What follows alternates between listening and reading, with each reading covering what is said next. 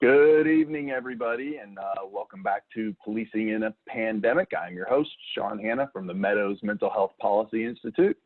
I am joined by BJ Wagner from the Meadows Mental Health Policy Institute, as well as the Caruth Police Institute. Our guest tonight is Steve Huff, and I'm going to get to his introduction in a minute. But prior to that, just wanted to remind everybody about the Zoom functionality, the best way to view this, and kind of some of the settings that we have in order to keep this adult oriented. So first off, if you want to look up at the right corner, you have choices between speaker view and gallery view. I prefer gallery view just so I can see everybody. You can also pick any individual's video on there, and you can pin them, meaning they're the only one that you could see. And if you're going to do that, I'd recommend doing that with Steve for tonight. But however you want to view, and then we will have some visuals that we bring up later, and that'll split the screen a little bit. So as far as the chat functioning and the Q&A functioning, we have the webinar set so that the chat functioning attendees can only chat with us. So anything that you put into the chat, you want to make a comment, you want to say something, whatever that is, feel free, put it in the chat, and the three of us will be able to see that. We have chosen to not make it available for everyone to interact with each other because of trolls, really, internet trolls, like people that would choose to join this and say things that are inappropriate. So if they do, we'll be the only ones that can see it, and we won't even acknowledge it. So we haven't had that happen yet, and we hope to not. Also, there's the Q&A function at the bottom of the screen that any questions that you have, please put them there. So if you have questions for Steve, questions about the topic as we're going along, feel free to put those questions in there. It's easier for us to keep track of, did we answer everybody's questions if that's where they're queued up. So I would ask that you do that. And I think that is it. So we will move along. Now, I will also say, since Steve disappeared, Steve is down in the panhandle of Florida, and as we were chatting just before we went live, today he's had no less than 5 tornadoes come through the local area. So they're having issues with power, they're having issue with connectivity. So if Steve glitches out on us, we're going to cross our fingers that he comes back, and then we will just drive on. But we're here to talk about resiliency, so we're all going to be resilient. So with that, I'm going to get to Steve's introduction. Steve Huff is a 20-year veteran of Okaloosa County Sheriff's Office. During his time with the Sheriff's Office, Stephen also spent 7 years assigned as a task force officer for the U.S. Marshals Violent Fugitive Task Force based in Pensacola, Florida. While serving a warrant with the task force, Stephen was shot numerous times, including one in the face. As a result of his actions, Stephen was awarded the Congressional Badge of Bravery, United States Marshal's Purple Heart, and the Medal of Valor from Santa Rosa County. Steve has since retired from the Sheriff's Office as an inspector with the Walton County Sheriff's Office. So Steve, you're here tonight to talk to us, with us about resiliency redefined in law enforcement. Thank you for being here. Welcome, and take it away. You are the man. Thank you very much. Just for the record, the last little glitch there was me opening up a screen to hopefully get a little more light in here. So I'm still here. If I drop out, I'm going to give you guys a call. So resiliency defined. First off, a little bit more about Blue H.E.L.P. and why I'm here and what we're doing. Because of that incident in 2011, Sean, if you would, go ahead and pull up that picture for me of that initial picture of when I was in the hospital. So in 2011, after the shootout, I was kind of left in the hospital, not sure what was going to happen when that picture, is that picture up right now, Sean? I'm working it. You'll see it when it comes up. Okay, roger that, roger that. So I basically, when you see this picture, you're going to see there was a lot to overcome in the last 7, 8, 9 years of which I had to go through to get to a position where I felt pretty comfortable with myself and felt really good about coming back to things. When I got asked to do the talk about resiliency, I absolutely jumped on it. Resiliency is that ability to bounce back, right? So we know that that's what we're looking for, to take a hit, so to speak, and then come back and bounce right back into it. It's all about adaptation. When we talk about resiliency, we've got to be able to overcome those things and literally persevere, move through them. When we redefine it, we're going to talk a little bit about what it's like to deal with it in the pandemic here in just a minute. But for everyday work, we have to overcome multiple different things at a given day. As you guys well know, we are the wearer of many hats. We talk about social work when we're at work. We change tires. Sometimes we have to hurt people. These are all things that take us to a different level, a different place where normal people or the civilians don't really have to deal with that. So we have to be able to adapt to that. We have to be able to deal with those separate stressors that happen. Now, I got into this because of really, it was one big traumatic incident that happened to me, happened to my partner, happened to a couple of other guys that were there. You know, just because I like to tell everybody when I talk, just because I was the one that was shot doesn't mean I was the only one that was shot. And when we talk about resiliency, we've got to deal with that on a level of not just coming from my side of things, but to help other officers cope with those stressors of friends being hurt, of family members being hurt, or maybe even of just strangers being hurt, that it's just a total overload. And we have to be able to move past that. And that's where we get into determination. Determination is, that's my favorite one. That's the one I really like. It's the grit and perseverance, to be able to move through certain things. You know, when I was going through my issues with dealing with that critical incident with being shot, you know, I locked myself in the bedroom a lot of times. I didn't want to deal with individuals. I didn't want to deal with my family. I had a lot of help with my wife from that. And that's going to be one of those things that, good. He's got that picture open now, so you guys could take a good look at that. You'll see there was a lot to come over, but that grit and that steel, being able to get to a point where we dig in and move forward. And that's what law enforcement is known for. Our military brothers and sisters, our law enforcement brothers and sisters, they all are known for having that determination, that endurance to be able to come forward with, to overcome those odds, to overcome those obstacles that are there in front of us every day. Sometimes they are, sometimes they're not. Some days are easy days, some days not so easy days. And that's where we really find what we're doing. There it is. Last one is going to be the all the problems we deal with. I had the fortune to talk with BJ the other day, and we were discussing within the pandemic the loss of money through off-duty details, through other family members, those kinds of things. You know, these are the problems we deal with. We deal with those on a daily basis, even though we're no different than anybody else. We put our pants on one leg at a time. So we have the same problems that other folks have to deal with day to day. And then put on top of that, we've got to deal with everybody else's problems. So there's a lot of dynamics moving through resiliency and being able to overcome and deal with that.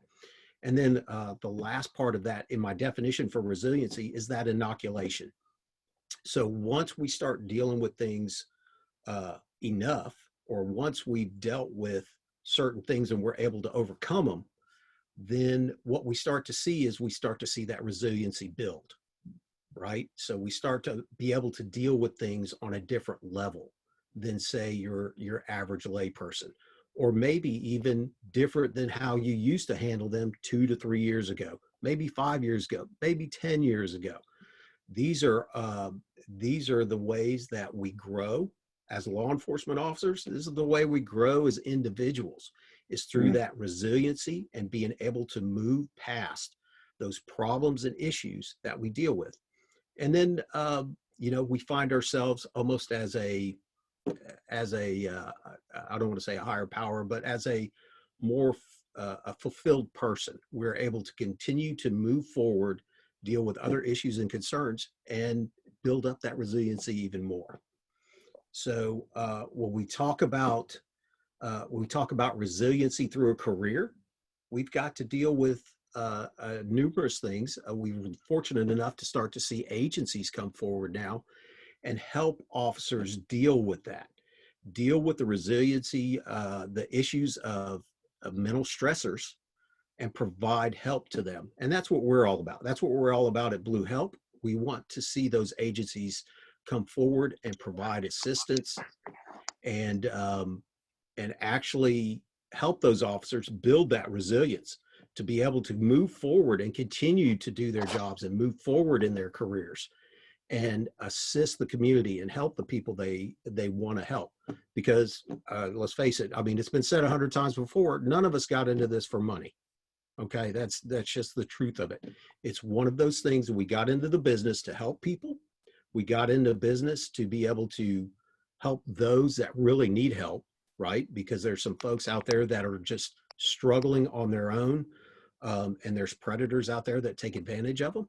But now we're starting to see where resiliency comes into play for law enforcement, because really taking care of us has not been a priority. So we go out, take care of everybody else, but yet we're still expected to handle those things and do those things, but there's nothing there to provide assistance. So agencies are starting to build that. We're starting to see a lot more of that come through. A little bit later, we're going to talk about the bottom line is, guys, I'm all about it. I'm preaching to the choir. I've been there, done that. But if you're not willing to take that in and accept, hey, look, I need to start doing some things to help myself, we're doing a disservice to everybody else. So it's kind of like I put down in my notes here. You can lead a horse to water, but you can't make them drink. All right. So the agencies can provide what they can provide, but we as officers have to be willing to take advantage of that and help ourselves move forward through that, through those problems, and step up and then make ourselves a better officer, a better individual on the back end of it. Guys, any questions, any concerns, anything like that we're jumping into yet? Nope. All right, moving on. So what we're going to do is we've reached a new plateau, if you will, with this COVID-19 pandemic. It's been bad enough that we've had to deal with the social side of things, where we don't get a good amount of light, good light in the media. We see some bad things coming out all the time about us. That's one of those parts of inoculation where we have to just kind of tune that out. But now we've got an additional set of stressors put on us. We've got an additional set of problems coming up. Resiliency is one of those things that this is going to fall back into the determination, the steel, the grit of the law enforcement officers. You guys are working extra hours. You guys are working beyond your shifts. You no longer have the ability to make extra money for off-duty details in some places, right? Some places your significant others are not working. They're no longer allowed to work. You've got the kids at home 24/7. I know what that's like. Okay. But the bottom line here is these are issues that are going to help us build to become stronger. The way we deal with those is we're going to have to take our own steps forward with the assistance of the agencies, with the assistance of other people. And we'll talk about that in a minute. But, we have those concerns that we have to work with. We've got to work through the isolation where we go to work. We're no longer allowed to go out, say, on Friday night or our night off and have dinners with our family to kind of offset the day. You're no longer allowed to come home and you have a minute with the missus, or you just have a minute to sit down because the kids are at home and the significant others at home. That isolation, that quarantine is yet another stressor, another vexation that we're seeing that is coming towards us on top of what we've already had to deal with, what we're already continuing to deal with. Even though we're answering those calls, now we got to be even more concerned. Why? We might be bringing something home to the family that we don't want to bring home, right? This is kind of a big thing right now that a lot of law enforcement officers are concerned about. We're concerned about that contamination and contamination of family members. A lot of officers that I know that I talk to on a daily basis, they're more concerned, and rightfully so, about contaminating family members than themselves. It's something that is that challenges that resiliency, that challenges our ability to overcome. For example, myself, we used to have parents, or we do have dinner every Friday with our parents down in Fort Walton Beach. Okay, haven't been able to do it for, I don't know, 2 or 3 weeks now. This is one of those things that causes a little bit of stress. My parents are a little bit older. I like to go down and have dinner with them every Friday. So these are things that challenge the norm. That challenge, I got used to a certain thing, and now we don't have it anymore. No different than you going to the barber. No different than you dropping off your uniforms at the dry cleaners to get them cleaned up. No different than spending that family time like I talked about. These are all things that are new issues surrounding this pandemic. And these are things that once we work through them together, either with your partner, with your significant other, with the help of counseling, or whatever the case may be, whatever suits you, then this is what we're talking about, that resiliency, building that resiliency up, overcoming this problem, and now you got it. You're like, man, boom, I got this one. So when it happens again, we start to build that inoculation, and we're past the point of certain stressors, and that's what makes us better cops. Steve, we have a couple of comments that I wanted to read for you real quick. I'm going to read them one at a time, and maybe you can talk through the first one, and then I'll read the second one. But we have an audience member who says it's really important as we move forward not to be afraid of failures if they happen, because overcoming those failures are a great way to gauge our improvement in a situation. Can you discuss about how that relates to resiliency? And then I'll go to the second one. Sure. If you're not building resiliency, you're not building any type of resilience if you don't fail. If we always did everything right the first time, there would be nothing to overcome. There would be no challenges. There would be no problems. So when we talk about being able to build that resiliency from our failures, from our mistakes, and Lord knows we all make them, we're talking about making, again, going back to that whole person concept, making it a better officer, making you a better person, to learn from those failures. It's not enough just to make them. You have got to sit back, take a look at them, and go, okay, what could I have done better to make this work smoother? Or what could I have done better so this didn't happen, or X, Y, and Z? These kinds of things are the things that we look at, especially in dealing with what we're dealing with now. We see a lot of changes within the law enforcement culture, the way we do business. Policies are changing, shifts are changing. We may go do something one day and it may be changed the next day. So when we do it the next day and then we go, dang it, that's the wrong way to do it, then we learn, we move forward, we move beyond it. Failures are always just like succeeding, just like making yourself a better professional. You are taking those instances that didn't work out so good, and you're moving beyond them, and you're taking them, you're breaking them down, you're looking at them piece by piece and saying, hey, this is what I can do better next time. This is what I'm going to do.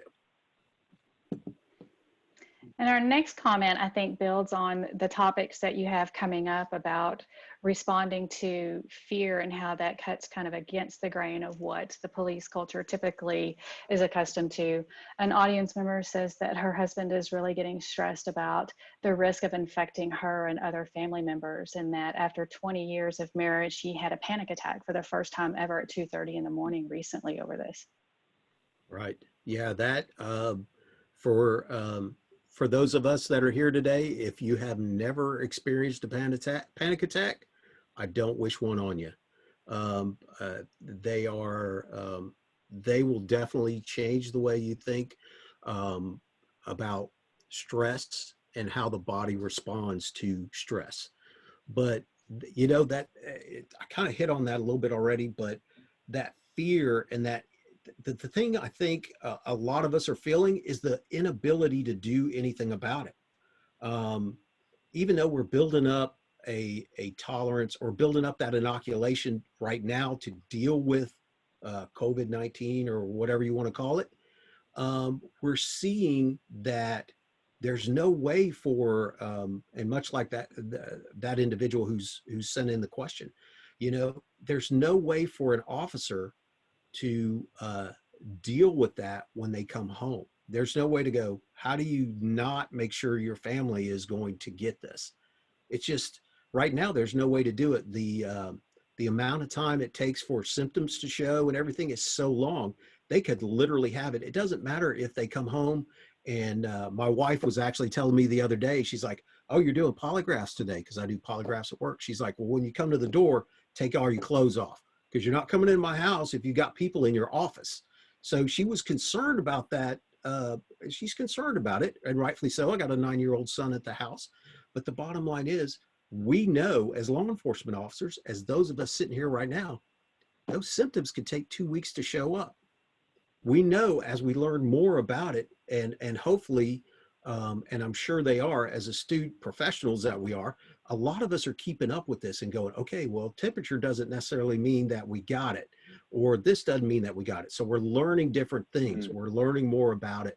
But the fact that our inability to be able to deal with that and say, look, there's really no way except for staying home and not going to work, and that's really not an option. It's one of those things that it puts a lot of stress, short of sleeping in the garage or something like that. And there's going to be things like that that officers like that are going to have to, we're going to have to work through that. And I think the biggest thing, and that's one of my points that I talk about a little bit later, is it's up to us. So it's going to be up to talking with other individuals in the same boat. So our zone partners, our shift lieutenants that we hang out with, whatever the case may be. The ability, I could say this though, once we get done with this pandemic and dealing with this stressor, everybody will come out more resilient.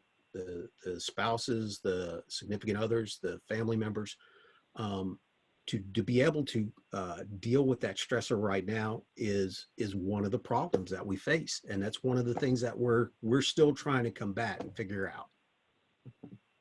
Steve, I got a question for you. When we're talking about resiliency in law enforcement officers, how much of this how much of this conversation is happening? Is this you know, with it, at the departments, at the academies, you know, is this a yes, it gets mentioned as a nice to have, or is this something that's being talked about in the profession broadly as critical? Gotcha. Well, let's take it from the academy standpoint first of all. So I can tell you, I teach at a law enforcement academy in Florida, at Northwest Florida State College. And the academy curriculum is 880 hours, and the books are literally, I don't know, 600, 700 pages a piece. Pardon me. If you look at the pages that talk about officer wellness and dealing with stress and PTS and those kinds of things, 3 pages. You talk about dealing with an individual that is on the street that may be autistic or may have special needs, 15 pages. Is one more important than the other? No. Should both be covered the same? Absolutely. So when we're starting to see a shift, a dynamic change in the way officers are coming forward and talking, especially older officers. We've seen a little bit more of that coming about. We've seen, especially the younger guys, and that's one of my bullet points a little later, but we'll cover it now, I don't care. We're going to see that these young guys, they're all about talking about their inner feelings. They're all about saying, hey, look, I'm stressed. this is the culture we live in. We're still dealing with our culture from, I'm not going to date us because we're old, but the bottom line is we're dealing with our folks that are like, no. How do we deal with it? Choir practice. How do we deal with it? Go drink a lot, go to the bar, whatever the case may be, whatever it used to be. Now we're seeing a shift. For me, it's a little different. I get to come home at night and I sit out on the deck with my wife and we talk about things, you know. That's my good kind of ease point down to get me to where when I go inside, the day's gone and I'm good to go. When we see that coming from those younger guys, what we're going to see, and it probably won't be in my time, but we're going to see where those guys make that rank. And then we're going to see those mental health policies and procedures really start trickling down to the guys. And along those lines, though, I really want to point out, it's not just enough. I know there's a lot of folks in here listening and watching, and they're probably going, you know, admin, blah, blah, blah, you know, that kind of thing. It's important to realize this goes both ways, guys. So we have to accept that I will always be, to my heart, I will always be boots on the ground kind of guy. Always be. It just won't happen and won't change. But we've got to be able to move up that and let our admin staff kind of come together and come to an understanding of how we're going to combat this as an agency, as a family. Because really, we shouldn't call them agencies. We're families. When we work in a certain agency, we're all there and we're in it together. I have another comment from Randy out of Baton Rouge. And he says that we have trained through our careers to handle active shooters and critical incidents, and now it's an invisible threat that we cannot see or take care of. And that stress alone is hard for officers because we have the mentality to take care of the threat. The other main stress comes from home life because their worlds have certainly changed more, where we are used to adapting to changing schedule and changes in critical incidents and such. It's new for the home life to also change. So it seems to be doubly complicated or dynamically complicated in this particular instance, and having to find the good in the hardships seems to be a challenge. And this is one of those things, BJ, you and I discussed this. We discussed those changes that were, that have occurred, and rapidly. We did not have time. You know, one of those things we talk about when we talk about resilience is being able, the first bullet, adaptation. We didn't have time to adapt to this. It was literally, today, everything is fine. Let me get my hand out of there. Today, everything is fine. Tomorrow, we're wearing masks. Everything's locked down. Kids are home from school. Wife or, again, significant other is no longer working. We literally within for some of us within a 48-hour period, some of us within a couple of week period, our life was literally turned upside down. And these kinds of things, it's important to understand that when we talk about resiliency, it doesn't happen overnight. It's not one of these things that we can just go, wake up in the morning and go, okay, I'm ready to deal with this. You can talk to yourself and say, yes, I'm ready to deal with it today, but you need to be ready to say the same thing tomorrow and the day after and the day after and the day after, because it takes that time. It takes the body, the mind, and the will time to really soak it in, right? To be able to grab a hold of it and say, okay, I can deal with this. And then once we see that, and much like Randy and Baton, you know, Randy was saying, oh man, my family's all in turmoil.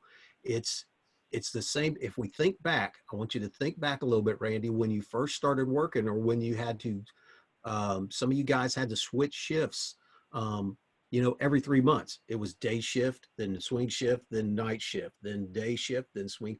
So those kind of changes occurred, and the family was also able to adapt to it.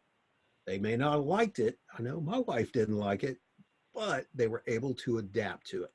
And that's what it's just going to, there's no quick fix to the pandemic thing. There is absolutely nothing that is going to be able to flip a switch and be able to go, bam, we're ready for it. And it's just like Randy said, we're so used to going, if COVID-19 was a person, he'd be in jail by now. I mean, let's face it, that's the bottom line about it. It's like, enough of your stuff, you're out of here. But we can't do that. And then those other stressors of going, can I kiss my kid goodnight tonight? I don't know. I don't know if I should. The guy I arrested was coughing in the back of my car. Those kinds of things, they're going to wear on us. And this is where we start to build. This is where we got to go beyond that and go, okay, everything's all right. I'm going to start doing X, Y, and Z when I get home. I'm going to start making sure, take a little extra vitamins. I'm going to do whatever my mind and my will and my body are saying, hey, look, let's get it together and let's move beyond it. Yeah, you know, I'm a veteran, and when I talk with my veteran friends, we talk about how there's just this just underlying, all-encompassing kind of feeling. It doesn't overwhelm everything all the time, but just this of being in a war zone. Like there's risk. You don't know where it is. You don't want it. You know it's out there. Anywhere you go, it's that it just wears on you, right? And that's where you're talking about this resiliency. We got a question that I think this next section that you're going into is gonna answer. So for those of us that find themselves in a frame of mind where they're not coping as well as others, they don't feel like they're resilient enough or determined enough. How do you move out of that? What's the first step out of that low? And if it's, in quotes, asking for help, can we admit that having that wind up backfiring leaves you at the end of a rope?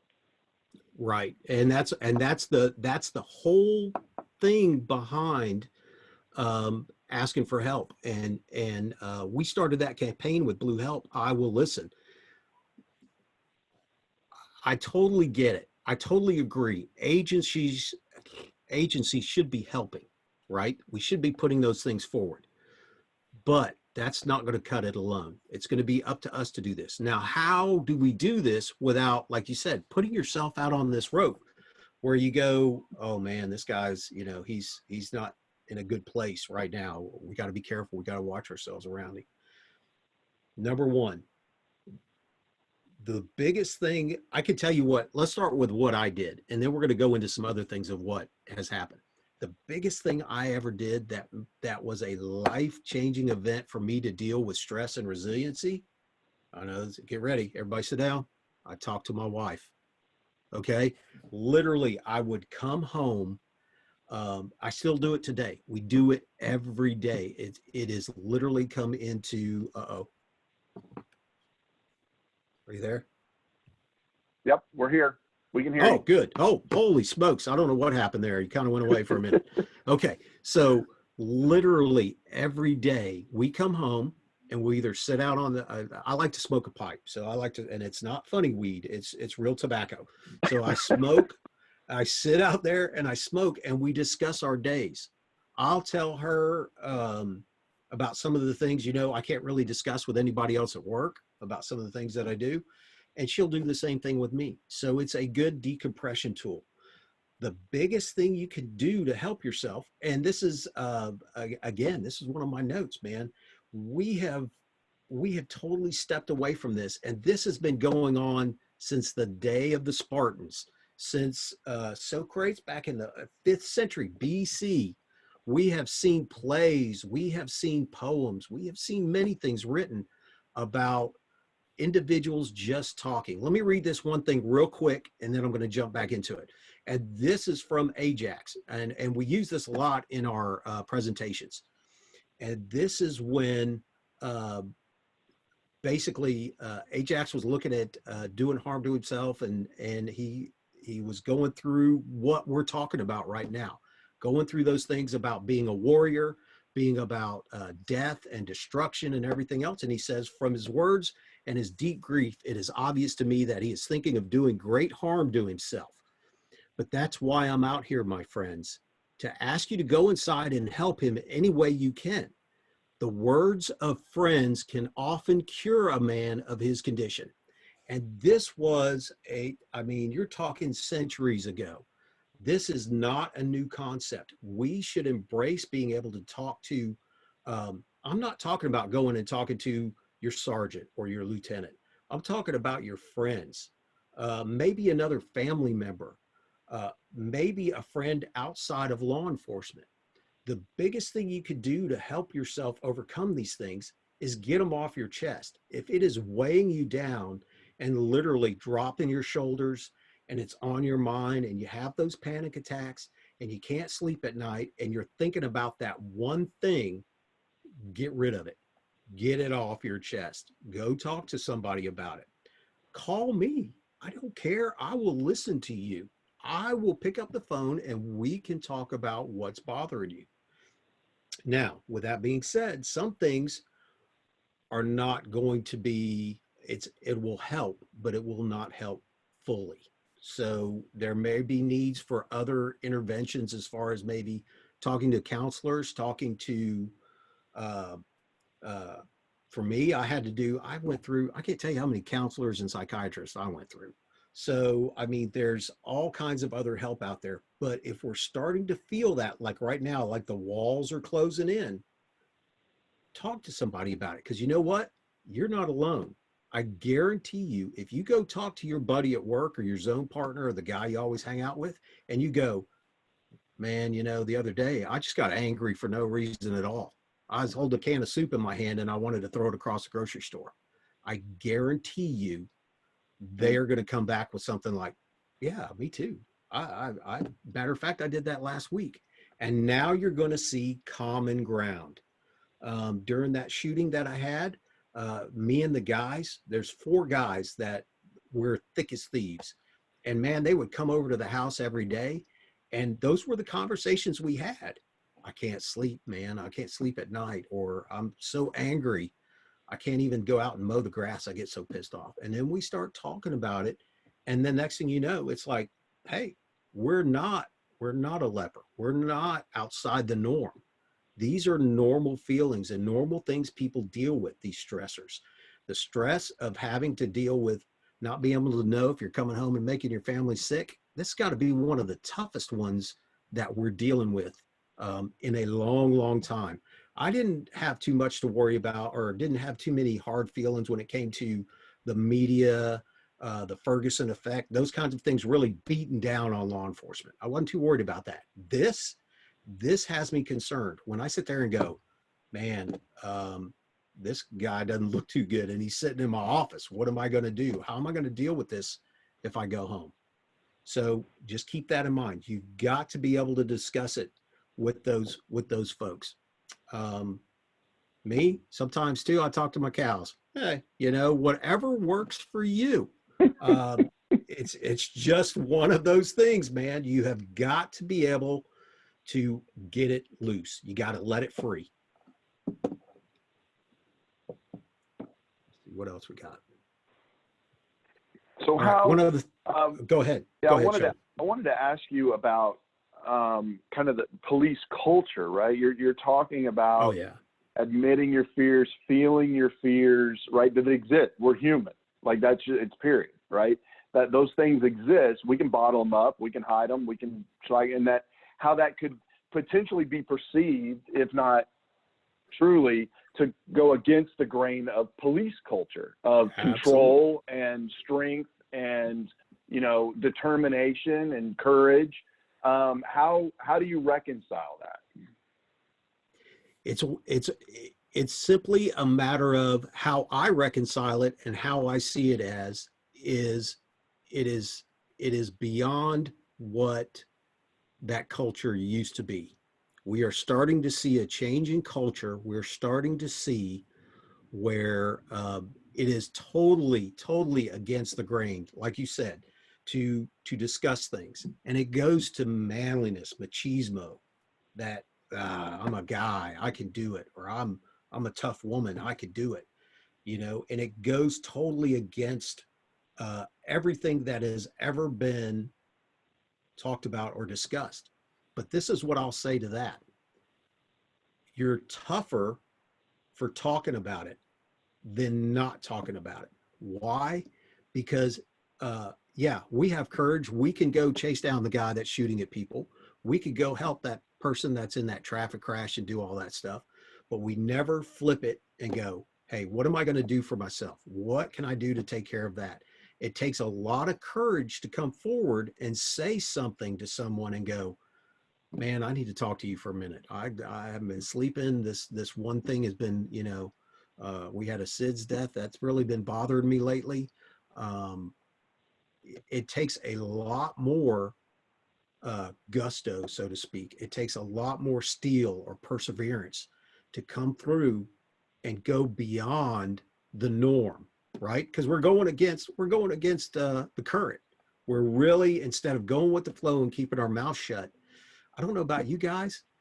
I've been to at least 2 or 3 guys' houses where they had their guns torn down and they had them laid out in front of their house, on their coffee tables, and we're like, whoa, okay, buddy, we're gonna, we don't want to get to that point. We don't want individuals to say, okay, I can't deal with this, keeping it in myself, so I'm just going to go away. We don't want that. That's not what we're here for. It's a thin blue line for a reason, and that's because we're in it together. The few of us are in it together, and we should be there to back each other up.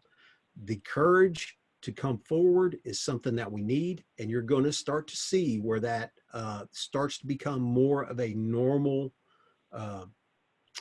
there's more of a normal opportunity or a normal way that these guys are going to start coming forward with this. We're already starting to see it. We're seeing a lot more information come through about it, but we still got a long ways to go. It's not one of those things, unfortunately, that's going to be a quick fix. BJ, how are we looking on questions? We got any other ones right now? So far, we're looking pretty good. There's a couple of comments related to workforce experiences. What can an agency do, and how police executives can address the workforce and make sure those needs are met. So I think that we're gonna address that in the next section. Yeah, absolutely. So talking about from an agency standpoint, we're seeing a lot of agencies adopt new policies and procedures, like I said before, but that's scratching the surface. That's not, writing a paper is not what's going to help your people. What's going to help your people is taking action. So in talking with some other folks around the United States and whatnot, we've talked about these different programs that agencies are coming up with. One of the good ones, Las Vegas Metro, they have what's called the PEEP program, and we're going to pull that up here in just a minute. This is an example, a good example of an agency that has actually stepped up and said, hey, look, yeah, okay, yeah, it's in policy, but this is what we're going to do. So what they've done is they've got a whole website dedicated to it, and you can see. And one of the things I didn't touch on in that last little section, but I'll touch on it now, is there's a lot more to resiliency than just mental, the mental part of the profession, right? Because all of us have any number of things. We're concerned about our professional health, our spiritual health, our physical health. And a lot of times the driving force is what? Financial health. So what you see in this employee assistance program from Las Vegas Metro is they have a building set aside. If I remember right, this is the one I'm thinking of. They have a building set aside. It's nondescript. You could go there. There are counselors there. Sean, there's a page that has the counselors listed on it. There's 7 or 8 counselors in there that are available for you to go discuss things with them and help move beyond some of those stressors at work. You can see you've got peer counselors. As you go down the list here, we've got 1, 2, 3, 4, 5. Yeah, so this is what I'm talking about. You've got certified individuals. You've got your certified peer counselors that come in and are there to assist you, because sometimes all you need to do is just get that one thing off your chest. Like I said, you just need to talk about that one thing, and that's where we start to see that resiliency. We're going back to resiliency now. So once you get it off your chest and you're like, man, I feel better about it, this is where you start to grow from it. You go, I don't want to be in this position again, talking about failures and talking about growing from them. Hey, I don't want to be in this position again. I don't want to feel like this again. So you move forward and you have ways to talk about them. Chaplaincies are huge. I can't tell you, myself, not a big religious guy, but almost every other day, guess who came and saw me at the house? The chaplain. And he's one of the best guys I've ever met. We still, up until about a year or so ago, he started running his campaign and stuff like that to run for county commissioner or city council member or something. But we used to go have coffee. We'd go sit down and have coffee. 8 years later, we'd go sit down and have coffee. And he's like, "Hey man, how you doing?" And those are the kinds of things that agencies can help or do to help those officers put those programs together. Give officers a safe space to be able to decompress and get those things squared away, get some things out of their mind. Some of the agencies around here, they're putting on the Ramsey Raw. Ramsey. What's the financial guy? What's his name? Dave Who I'm Ramsey. talking about? Dave Ramsey. There you go. Yeah. You win. You win. So Dave Ramsey, they're putting on his classes at these agencies. Why? To help with the financial burden that some of these families are going through. Obviously with the pandemic, it's a little bit different, but I'm talking about day-to-day stuff here. I'm talking about paying that mortgage. I'm talking about having to go work that extra off-duty detail just to put a little extra money in the bank.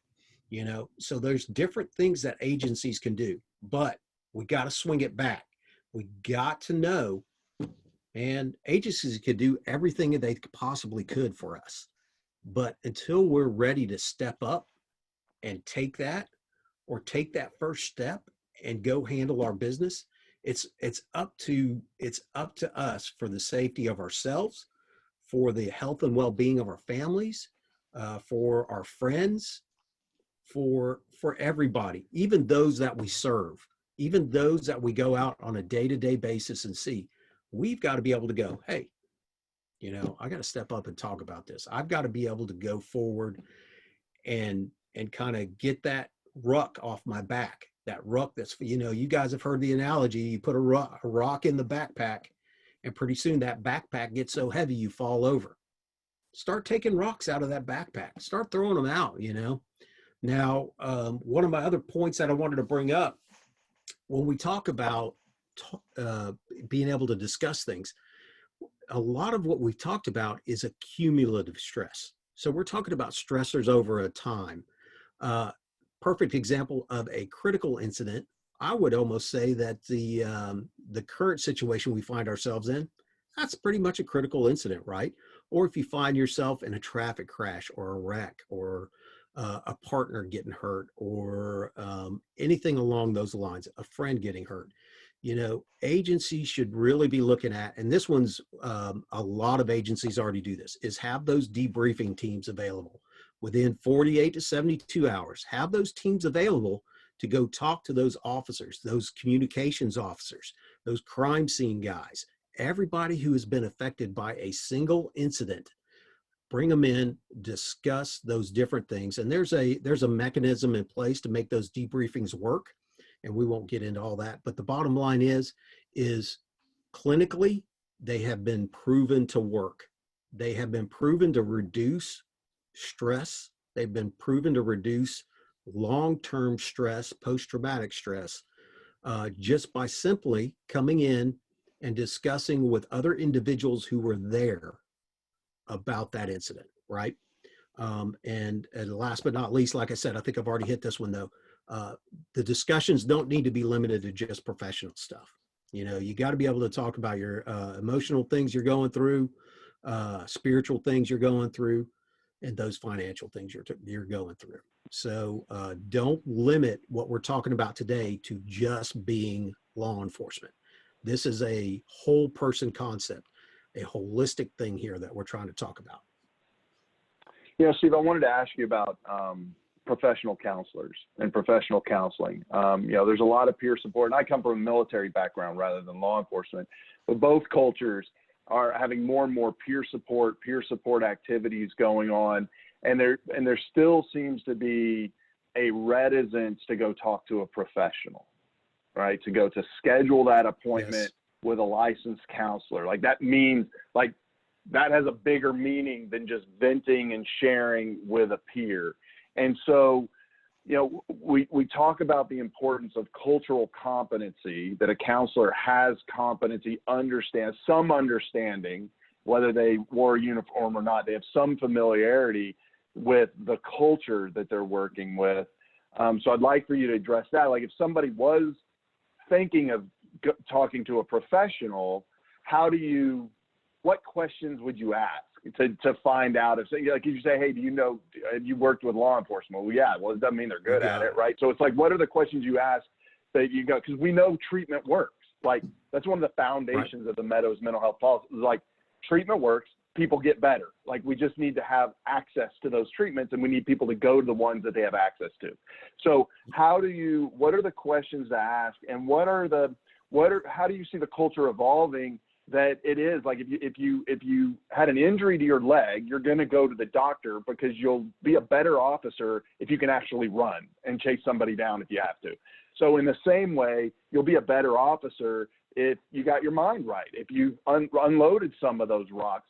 So how do we create that parity in the conversation culturally with law enforcement? So how do they determine to cross that bridge culturally, and then how do they identify what are the questions to ask of a therapist? To see if they have the competency. Ed, I appreciate you. That was an excellent segue into my last point. So that was perfect. So when we talk about therapists, you know, there are a ton of individuals out there who are good at their job. They are therapists. They're certified in what they do. Unfortunately for military and law enforcement alike, because you and I both know those worlds cross quite a bit. Unfortunately, it is a small percentage that we see that are capable or have the experience in dealing with the unique subset of people, otherwise known as alpha personalities, that are law enforcement officers or military guys and gals. So fortunately or unfortunately for me, I talked to you about a couple of counselors I went and saw. The first two, they did not know, they did not understand, not even as far as a law enforcement perspective, but a critical incident perspective. So when you go in, it's a good thing to start asking questions about what type of therapy do they do? Do they do family therapy? If they do family therapy, hey, they may be great for you and the missus or you and the husband to come in, sit down and talk about certain things you're going through.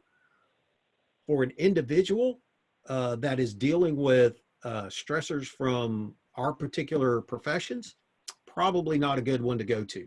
Look for individuals that may have been prior law enforcement, individuals who are prior military guys. There are a lot of folks out there, and you'll be surprised if you get in an area. I was very surprised when I went to Pensacola. I was talked to by quite a few officers who were like, look, this lady, by word of mouth, this lady over here, this therapist over here, they know what they're doing. They know how to talk to us. Now, it was almost, you know, those conversations took place almost like a drug deal, right? Because we were like talking in whispers and everything else because we didn't want anybody else to hear us.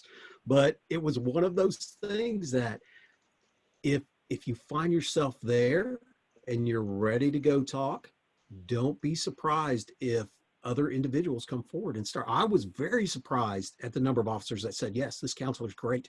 The first counselor I went to, if you don't mind, Sean, throw that picture up, that last picture with where I got the trach in. BJ's got the con. I'm having screen sharing issues, so BJ's driving the bus now. She's got it. Right. Do it, BJ. We're all over it tonight, so that's a good deal. So I like it. So the first therapist I went to, and you guys will see here in a minute, I literally had just come out of, it's like a couple months after, like, I don't know, 15, 20 surgery, something like that. You'll see my eye looks still swollen. There was a lead weight in my eyelid because my eyelid wouldn't shut. You'll see the trachs there. You could see the side of my mouth kind of drooping over. And I was talking with her one day, and this just is a perfect example of this. And I said, look, I am mad all the time. All the time. It doesn't matter. I get up in the morning, I'm mad. I go to bed at night, I'm mad. And the first question out of her mouth was, well, what do you think your triggers are? So I kind of sat back, and if you guys aren't familiar with triggers, those are those little things, those little nuances that set you off from an incident.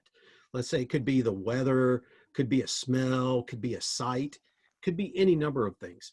So I'm sitting in this therapist's office with a trach in, with my eyes swollen almost shut, with my face drooping. Unbeknownst to me at that time, like 2 or 3 of my teeth were blown out. I just couldn't feel them because this whole side of my face is just numb. And I just sat back and I went, what isn't my trigger? Right? So there were so many things there that at that, I mean, it was like a light bulb. It just clicked. And I went, this lady doesn't know. Right? So then I said, thank you for your time, got done with my time, and I left. You will find that especially if you have the availability to have peer counselors or be able to reach out somebody, they are going to put you in touch with individuals who have dealt with this on a specific level, that are understanding of the rigors of the profession, as well as what you go through physically and mentally during an 8 or 12-hour shift. So it's kind of hard. And I did this a little bit and I kind of got off of it. I was like, you know what? I went back to that whole it's up to us thing. And I just said, screw it. I'm going to handle it myself. I'm going to do it. And that's when I really started taking care of myself. But when you start reaching out to individuals, man, they got a lot of different pretty little initials after their name, but not a lot of them know how to deal with us. And it can be difficult to find those sometimes. Yeah, it can be, but it's worth the search. Yes, absolutely. Now, if you go to Blue Help's website too, you can always take a look. We have resources on there. There are people you can reach out to. There's people we can reach out to for you. There's just all kinds of different things out there, and it does work. Absolutely, as Sean said, there's no doubt about it. I was able to find the right counselor and the right psychiatrist and go one more over for me, BJ. And you hit resources. There you go. So you could go to, there's family support, there's resources and training down there. There's all kinds of different things out there. If you don't see something, hit us up. I think you guys have my email. Yes. Put my email out there. You guys can email me. You can email anybody at Blue Help. And we'll see if we can't get you in the right place, especially knowing you're all across the United States. So we'll be able to kind of guide you, or at least get you in a point where we could get you to the right place to get some help.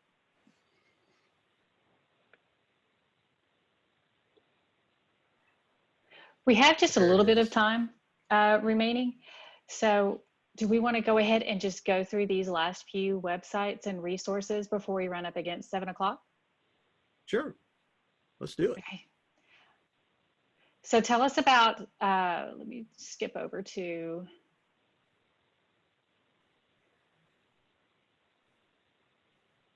tell us about the IACP resource sites that you have listed. Okay. So IACP has been an excellent contributor or an excellent partner with Blue Help. If you go in the employee, the family guide that you're right. Yeah. Click on that one for me. So this is one of those things that you can download it. You can keep it with you. It provides that basic information. You had Javi and Kathy on last week, right? Wasn't it last week you had them on? Week before. 2 weeks ago. 2 weeks ago. So they talked a lot about what you see on this website, right? They talked a lot about what to do to keep you healthy. And that's one of the reasons why today I kind of wanted to talk about resiliency and talk about those things. These things are at the forefront of keeping us healthy. So everybody is on board with, hey, eat right, sleep, do all and that's absolutely correct. You got to do it. But what you've also got to do is you've just got to be able to have that ability to bounce back. And doing these things and having this guide allows you to have a refresher. I think there was another one on there that I put up that was some sort of app you could download, like a trauma toolkit app or something like that. Those are excellent resources as well. There's other apps out there. We haven't tried them out, so I don't want to kind of throw any names out there or anything. There's other apps out there that allow you to keep information on your phone right at your fingertips, to be able to access it day and night, or to be able to reach out to talk to somebody day or night if you need it. That's great. All right. And since we're at the end of our time, I'm going to put my email address. I can't do that and talk at the same time, apparently. But I'm going to put my email address in the comments section, and I'll get those list of apps and resources from Steve. And if you're interested in them, you can shoot me an email, and I'll make sure to get that information to you. Perfect. Yeah. Now, just a word of caution. Just like any other app that you would download in the App Store, some are going to be good, some are not. So what I'll do is I'll take a little time and see what I know we've discussed at Blue Help, several different applications for several different people who are making applications. We've talked to them, and then we'll go from there and kind of put that out. Great. Thank you very much, Steve. So I'm going to go ahead and wrap this up. If you look in the chat boxes, you can see that Steve's email is in there. BJ's email is in there. Be able to, you can connect with them offline. We hope that you'll be able to join us next week. We're grateful that you joined us this week. Next week, we have Chief of Police Jeff Spivey for Irving Police Department, right, BJ? As well as Chief Greg Stevens. What's his department? Chief Stevens is with the Rockport Police Department, most recently retired from Lubbock Police Department. Awesome, great. So we'll have another great episode next week, 6 o'clock, same time, same channel. Everybody, thank from bottom of our heart, from the Meadows folks, the Caruth folks, all of us. Thank you, Thin Blue Line, being out there, keeping us safe. Stay safe, and we'll see you next week. Thank you. Thanks, Steve.